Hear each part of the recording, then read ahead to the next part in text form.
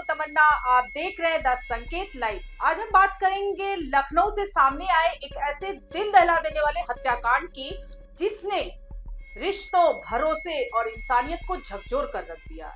ये कहानी है 65 साल की शांति देवी की, जिनकी मौत पहले एक सामान्य बीमारी लग रही थी। लेकिन दोस्तों, जैसे जैसे परत खुली तो सामने आया एक ऐसा सच जिसने हर किसी को तो हैरान कर दिया। पुलिस जांच में खुलासा हुआ कि शांति देवी की हत्या किसी बाहरी व्यक्ति ने नहीं, बल्कि उनकी अपनी बहू शालिनी ने की है। और वजह थी एक ऐसा अवैध रिश्ता जिसे छुपाने के लिए उसने अपनी सास को रास्ते से हटाने का खौफनाक फैसला कर लिया। तो दोस्तों, ये घटना काकोरी थाना क्षेत्र के इब्राहिमगंज गांव की है, जहां एक साधारण परिवार में रहने वाली शांति देवी की अचानक तबीयत बिगड़ती है और 24 घंटे के भीतर उनकी मौत हो जाती है। शुरू में इसे सामान्य बीमारी माना गया, लेकिन बेटे मनोज रावत को अपनी मां की मौत पर शक हुआ और इसी शक ने एक बड़े अपराध का पर्दाफाश कर दिया। मनोज ने बताया कि 5 अप्रैल को उनकी मां ने रोटी खाते समय कहा था कि रोटी कुछ कड़वी लग रही है, लेकिन उन्होंने ज्यादा ध्यान नहीं दिया। 1.5 रोटी खाने के बाद अचानक उनकी तबीयत बिगड़ने लगी, उल्टियां शुरू हो गई और हालात इतनी खराब हो गई कि उन्हें तुरंत अस्पताल ले जाया गया। पहले स्थानीय डॉक्टर के पास भर्ती कराया गया और फिर हालत बिगड़ने पर दूसरे अस्पताल भेजा गया, लेकिन 6 अप्रैल को उनकी मौत हो गई। दोस्तों, परिवार ने शव को दफना दिया, लेकिन असली कहानी तो इसके बाद शुरू होती है। जब शांति देवी का अंतिम संस्कार हो चुका था दोस्तों, तब घर में बातचीत के दौरान रोटी को लेकर सवाल उठे। मनोज को शक हुआ क्योंकि बहू शालिनी बार बार जवाब बदल रही थी। पहले उसने कहा कि बची हुई रोटी बाहर रखी है, लेकिन जब मनोज ने देखा तो वहां कुछ भी नहीं था। बाद में वही रोटी घर के अंदर मोरंग में छिपी मिली। यहीं से शक गहरा गया दोस्तों और मामला पंचायत तक पहुंच गया। पंचायत में जब सवाल जवाब हुए तो एक चौंकाने वाला खुलासा हुआ। चचेरे भांजे ने बताया कि शालिनी ने उससे 2 बार पैसे देकर कीटनाशक दवा मंगवाया था।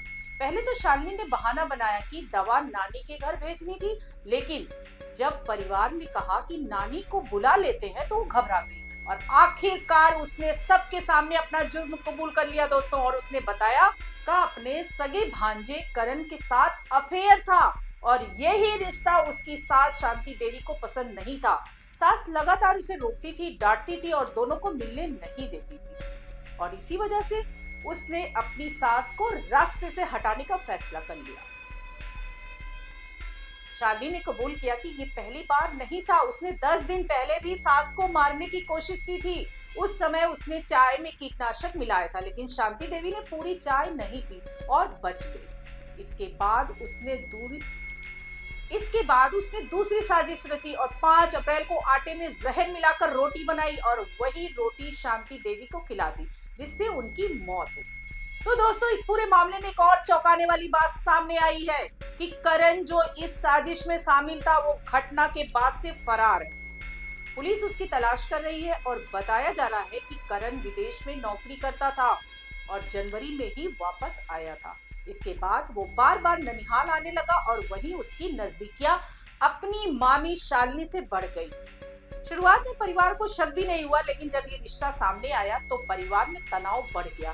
खासकर सास शांति देवी इस रिश्ते का विरोध कर रही थी और यही उनकी मौत की वजह बन गई। तो दोस्तों, पुलिस ने इस मामले को गंभीरता से लेते हुए शव को कब्र से निकलवाया और पोस्टमार्टम के लिए भेजा गया।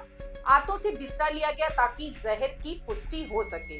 पुलिस ने शालिनी को हिरासत में ले लिया है और उससे पूछताछ जारी है। वहीं फरार करण की तलाश में टीमें लगी हुई हैं और इस पूरे मामले ने समाज के सामने कई बड़े सवाल खड़े कर दिए। दोस्तों, क्या रिश्तों की मर्यादा इतनी कमजोर हो गई है कि एक बहू अपनी ही सास की जान ले ले?